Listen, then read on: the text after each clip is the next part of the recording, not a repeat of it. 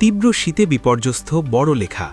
কিছুদিন ধরে মৌলভীবাজারের বড়লেখা উপজেলাসহ আশপাশের এলাকা জুড়ি, কুলাউড়া সহ অন্যান্য এলাকায় তীব্র শীত বিরাজ করছে।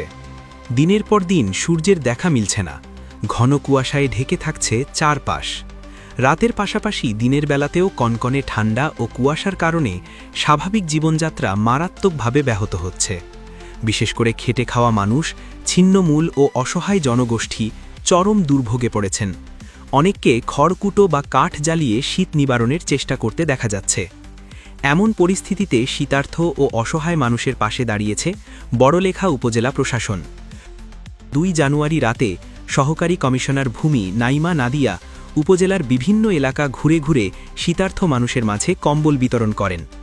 কম্বল বিতরণকালে তিনি বলেন, এই শীতের সময়ে আমাদের ক্ষুদ্র প্রয়াস যদি কিছু মানুষের শীত নিবারণে সহায়ক হয়, সেটি আমাদের সার্থকতা। উপজেলা প্রশাসন সবসময় সাধারণ মানুষের পাশে থেকে কাজ করে যাবে। এ সময় বিভিন্ন স্থানে দেখা যায় শীতের তীব্রতা থেকে বাঁচতে অনেক মানুষ খড়কুটো জ্বালিয়ে রাত পার করছেন। তাদের কষ্ট লাঘবে তাৎক্ষণিকভাবে সহায়তার হাত বাড়িয়ে দেয় উপজেলা প্রশাসন।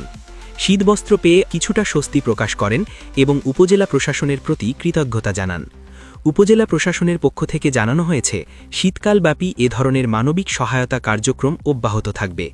বিশেষ করে সমাজের দরিদ্র, দুস্থ ও ঝুঁকিপূর্ণ মানুষের মাঝে শীতবস্ত্র বিতরণ কার্যক্রম আরও জোরদার করা হবে।